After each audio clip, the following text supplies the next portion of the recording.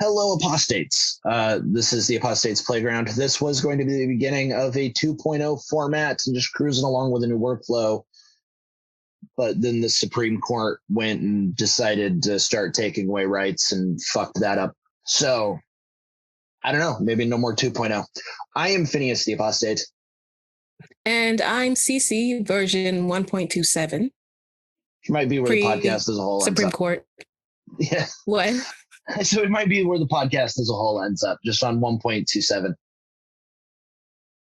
We are talking about God's ex-wife who married her son and just kind of fucked off into the ocean, Asherah. What? Yeah, that's why we're here. Okay. First, before I get to expanding on that, there is a couple little pieces of housekeeping I wanted to touch on before the row over row. There was a new logo, and I have not shut up about this, but I'm going to mention it again because it's in my notes and worth mentioning. It was done by Angelina Jasper. If you like it, she can be found on Twitter, Angelina_Jasper, and she is a treat of a human being. So be nice to her and give her money.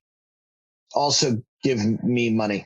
The second is that being 2 years in, I've decided that since there's been a Patreon this whole time, I would start doing like the most basic groundwork on it. So that's starting to get done. Starting to look like a page where we beg for money and shit. There's merch for patrons now. There's some behind the scenes things for patrons. There's more merch ideas forthcoming based not entirely, but kind of on having more money, because that's how having cool shit works. Capitalism. Yeah. So moving on to who is Asherah. Asherah or Asherah or Asherah, because I'm not really sure how to anglicize that name, so I said it all the ways I could think of. That way everybody can be mad at me if they want to be. In Canaanite mythology is a goddess who is also the wife of El. El being relevant because El is part of where Elohim comes from, in that El is God and Elohim is something like the only God that matters. Really, baby, there's no one else. Those other gods don't mean anything to me. Why aren't you listening? Can we not talk about the golden calf again? But before all that drama, Asherah was El's wife and probably a sea goddess. There was a sea goddess named Athrat, which is apparently a cognate of Asherah, but information on this can be hard to come by because it turns out there's not a lot of existing copies of the Akkadian Encyclopedia of World Religions. So I had to go with the Oxford Encyclopedia of World Religions at some points. Because the word in Akkadian was spelt, firstly, not in Hebrew, but as Atret, A-T-R-T, which Akkadian is a Semitic language similar to Hebrew, and neither one of them were big on vowels. I'm sure a lot of listeners, but not all listeners, know that vowels, the dots and ticks in modern Hebrew that represent vowels, are a relatively recent addition, given how old the language is. It was a common theme in Semitic languages. So in the Ugaritic text, it was spelled vowelless. And anytime you try to get into not Judaism-specific Semitic things, you're inundated with the Bible, and it can make the information really hard to sift through. So with that kind of disclaimer, talking about the Ugaritic texts, they mention her primarily having shrines in Tyre and Sidon. Sidon? Oh, that's interesting. That's I think that's the name of a character from the game Breath of the Wild, from the mer people called the Zora. I mean, anybody listening probably already knows about Zelda, so yeah. Probably, but that's interesting. Yeah, like according to ZeldaUniverse.net, and probably my Hyrule Historia, if I ever opened it, now that I'm thinking about it. It's likely the case that either the city or the Bible character is where the inspiration for Prince Sidon's name came from. I think it's I think it's the coastal city instead of the guy from that big dumb book of genocide, probably, because awkward. Most likely. Although, speaking of genocide, I don't think this actually has anything to do with genocide. I just find segues hard to write. The Ugaritic texts are an ancient epic poem of King Carrot of Huber,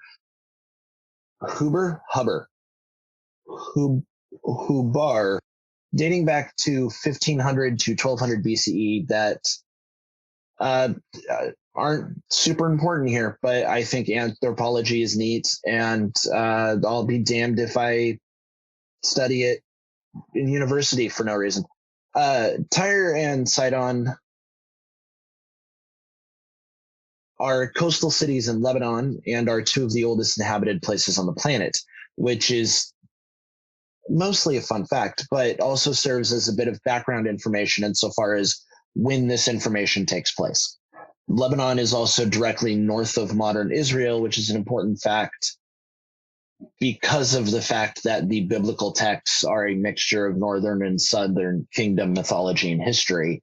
So they would have known about Lebanon. They believe they mentioned Lebanon in the Old Testament, and they would have been aware of the deities there.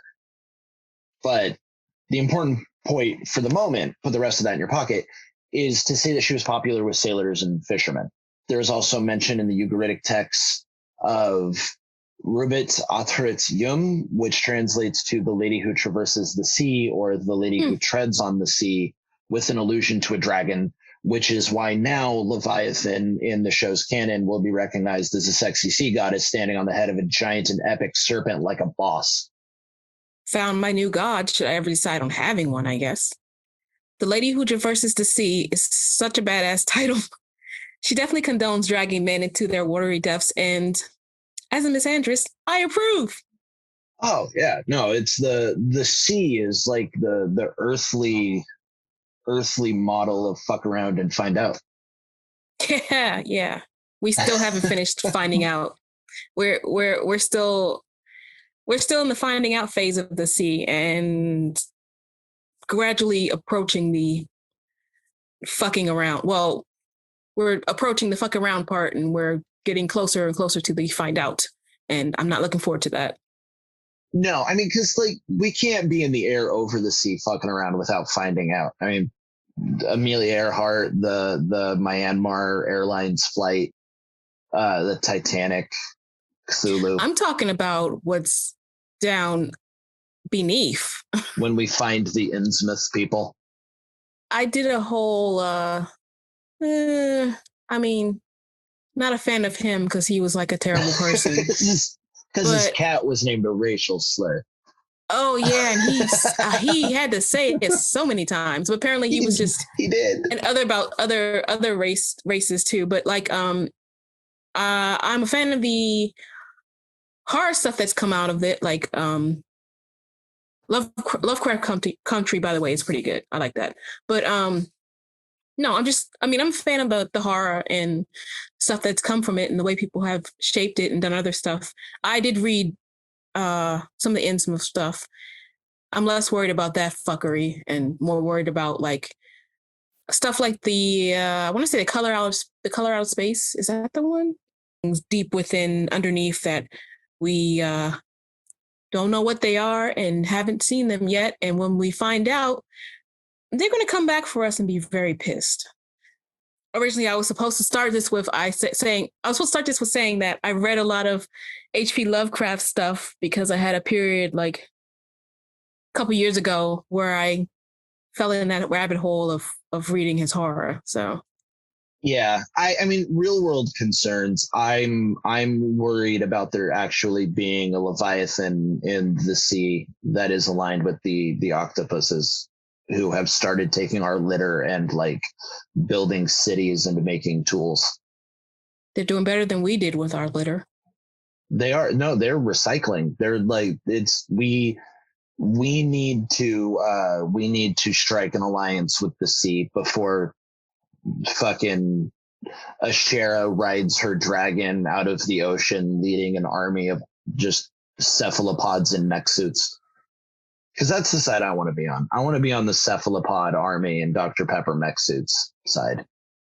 Although, to segue back, there is a weird piece of information from one of the articles that I was working on for this, which was from the Journal of Biblical Literature, that suggests that it's not likely that she would have been a totally awesome sea goddess who is awesome and great, because it would presuppose a confrontational relationship with water, which would be odd for a sea goddess, but that doesn't make any sense because, like, as far as I'm aware of, Poseidon didn't think that like horses and fish should fuck themselves.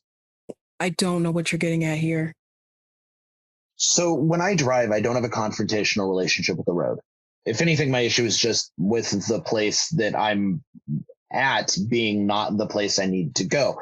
Saying that traversal makes a relationship with the thing you're traversing adversarial seems to say more about how Dave views the floor that he's walking on than it does about the translation of Atzerat's Yum. Oh, so Dave is basically saying that she couldn't be the lady who traverses the sea. I don't understand. That's kind of his argument. Yeah, it doesn't make a lot of sense to me either. So it's hard to explain. It's a weird thought that Day had, or there's some really inside baseball information about ancient Canaanite spatial domain relationships. Because, like I said, the idea that her traversing the sea means that she is in a adversarial or confrontational relationship with the sea, like it is, your response of not understanding is fair, because that doesn't make sense. Is my point. I couldn't really take Day's argument and twist it into a way that it made sense at all. There is alternately the possibility that it refers to a holy place instead of referring to one of her attributes. Kind of like how Bethel means house of El, Beth meaning house. So, and that's called Bethel because Jacob took a nap there one time in the Old Testament. And based on the information that I have and the fact that none of the articles or books I read really touched on it, I'm not comfortable making a conclusive claim on what it means, but it makes more sense to me that it would refer to her as a like domain thing, especially given the fact that she's referred to as Asherah multiple times, whereas God is never referred to as Bethel. So if it was a place, it wouldn't make sense that she's referred to it as a name. Kind of like how I never call you your house as a name. Okay, yeah. I was thinking I was along the right lines, but yeah. Yeah. That'd be weird. If anybody walked up on me and went, "Hey, Phineas's shitty trailer," that would be bizarre. So to me, for the moment, it's an open question, but I'm leaning towards it being who she is in the show's canon, which admittedly is some motivated reasoning because it sounds badass, or it sounds more badass. Asherah is also mentioned as being a mother goddess associated with Ninhursag and Namu from Sumer and Isis from Egypt. Her mother goddess aspect is one in which she has 70 children, which is a hell of a task. These 70 kids are apparently linked to the 7 guardian angels of Israel that is supposedly in First Enoch. I had trouble finding that and like nailing down a definite this is where it is. And in Arabic, these are the Sibn bin Arthrat, the 70 sons of Athrat. And in Arabic mythology, Athrat is a sun goddess. So, but that happens when you take different countries and start finding equivalents in gods. You find that aspects change over time. And little known fact, the best pantheons all have sun goddesses as women. I can't think of anything misandrous to say about that. Yeah, I mean, I can't prove it, but I'll stand by it. And one day we might start doing profiles on pagan pantheons and their sun goddesses, and we'll prove it. So there is also Kudshu. And as Kudshu, the mother and fertility goddess, there's a weird connection that I spotted that I have questions about, and apparently there are just fucking no answers. As Kudshu, Asherah is usually shown wearing a Hathor wig, holding a snake and flowers, or on occasion, holding a big snake in both hands. Giggity. So my question is this. Does the Hathor connection lead to a Harmostus connection? Harmostus is Hathor's son and is a music god. Most famously, Harmostus is known to be worshipped as a golden calf. So my question would then be, how closely related were Kudshu and Harmostus in mythology? Would it be reasonable to conclude that if Kudshu, the Semitic goddess, and Hathor, the Egyptian goddess, were equivalent, and they may not have been, there's a lot of maybes and ifs here, would it be fair to cat Harmostus as one of the 70 sons? And in that case, would it be Israel going back to a form of Asherah worship by worshiping her kid? If Asherah is equivalent to Kudshu and Kudshu is equivalent to Hathor, then by the transitive property or hypothetical syllogism, Asherah is Kudshu. Would it be the Israelites going back and worshiping one of Asherah's kids as Hathor? I need an archaeologist, a logician, and an exorcist. Okay, I need to make sure I understood all that. Depicted wearing the wig of Hathor, and you're wondering if wearing the wig suggests she is also Hathor? Hathor's son is Harmostus, who is the golden calf you referenced earlier, and you are suggesting that he's one of Asherah's 70 children? Overall, I'm also just shuddering at the thought of that many children. That's a nightmare. That is a fucking nightmare. Yeah, I couldn't imagine keeping sane with that personal elementary school of children. And well, I'm not sure there actually is any there to cover. This series won't dwell on that too much. It's kind of just padding out this episode. But as we get closer to Exodus, it's something I'll definitely keep my eye out for, because after the Israelites were released from Egypt, they were worshiping the golden calf, which is Harmostus, the son of Hathor, who is represented in Kudshu, who is seen as equivalent to Asherah. So, yes, that's what I was wondering. And I'll be reading more about Egyptian history and mythology the closer we get to it. Be relevant, but it may end up not being really answered very well, because it gets hard to track deities in a linear way as they progress from place to place, right?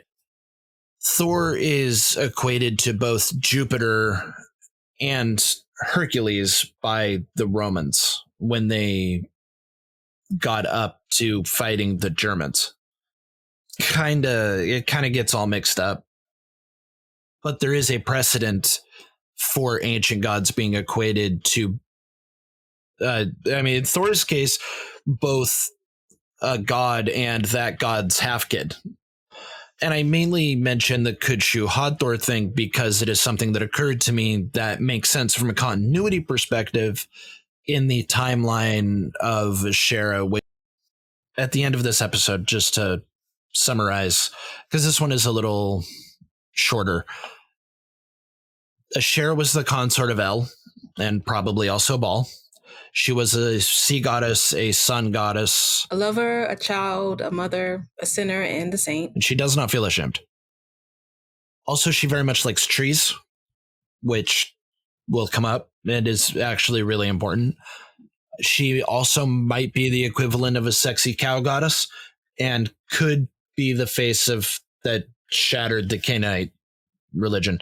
Next time on the Apostate's Playground, squiddly diddly doo. Yeah, we we definitely need to talk more about her, especially since she started out saying she was God's ex-wife who just fucked off into the ocean.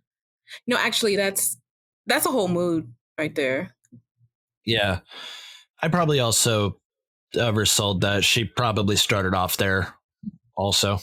Her old place the whole time she was married to Yahweh, which is a pretty good idea because, he's a bad husband. You got to have a backup plan. That's true. She's really fortunate to have been able to keep her finances separate.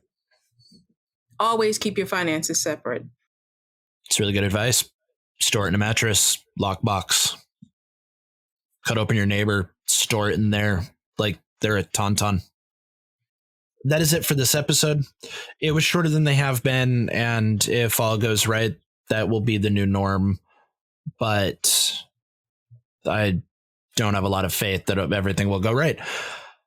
And it hopefully will turn into more shorter episodes and longer series, because that will allow more episodes more quickly and will let me research more thoroughly, which has been eating at me.